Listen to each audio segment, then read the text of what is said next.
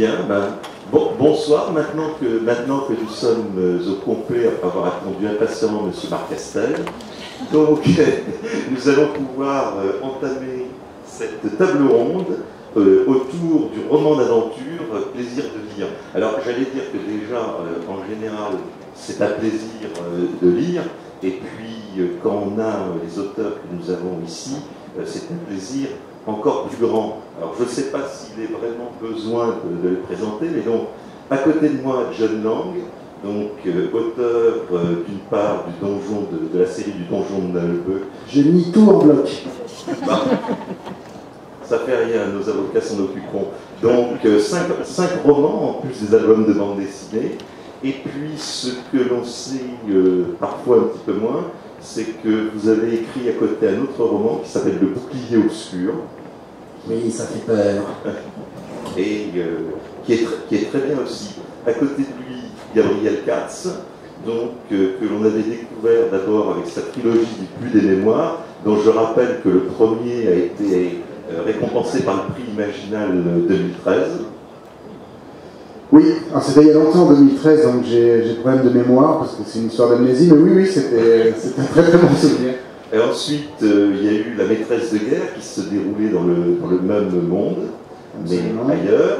Et puis, plus récemment, Aeternia, donc un diptyque, qui lui aussi se déroule toujours dans ce même univers, mais encore dans un continent différent. Tout à fait. Voilà. Et puis, vous avez quand même décidé de vous diversifier quelque part, et vous avez écrit tout à fait récemment, alors ce qui n'est pas de l'aventure stricto sensu, mais un roman qui est plutôt policier, qui s'appelle N'oublie pas mon petit soulier. C'est ça, qui est un polar, un thriller, qui est quand même un petit peu de l'aventure, parce qu'il part un peu dans tous les sens. On va en parler après. À côté de Gabriel Katz, Patrick Maxfer, donc... bonsoir. Voilà, qu'on connaissait d'abord pour la série des Hauts Conteurs qu'il a écrit avec Olivier Perru. Ensuite, il a écrit un certain nombre de romans uniques sur la comtesse Bathory, etc. Voilà, là c'était résolument adulte pour le coup. Voilà, résolument adulte.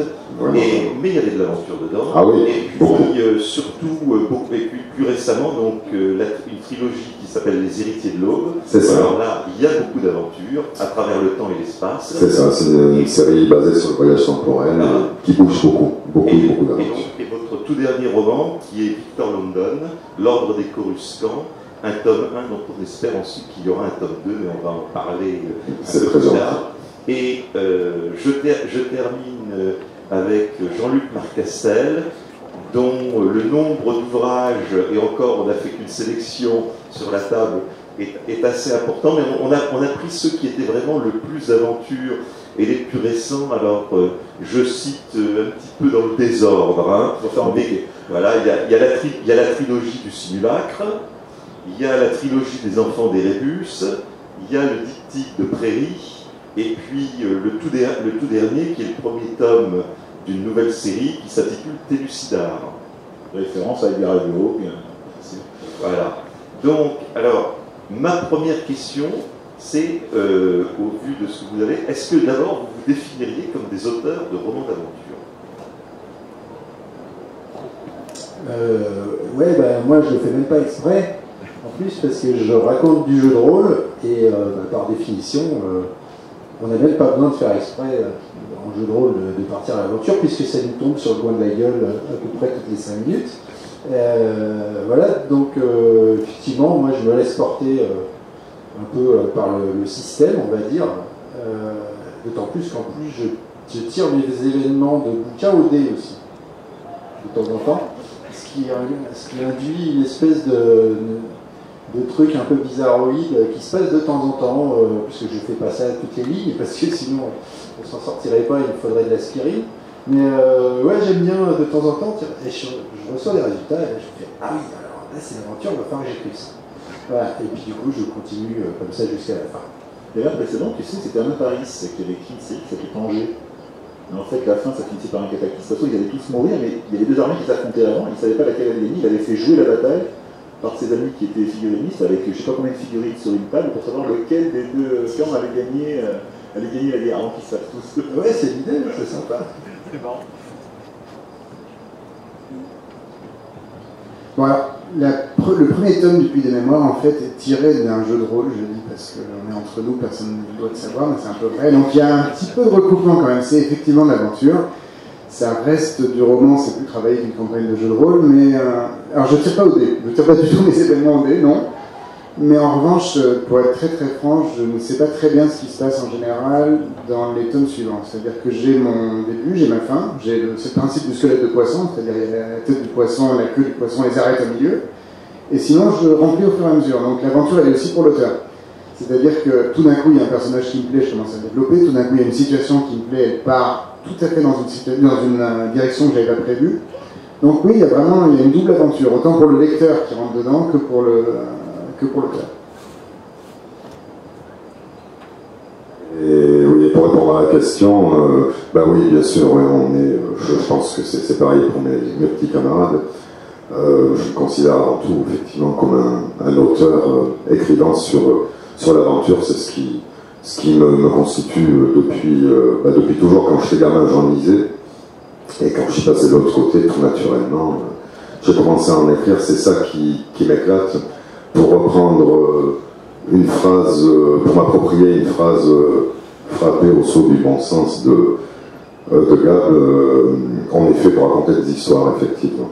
Que dans les romans, hein, dans la vie de tous les jours, on n'est pas comme ça.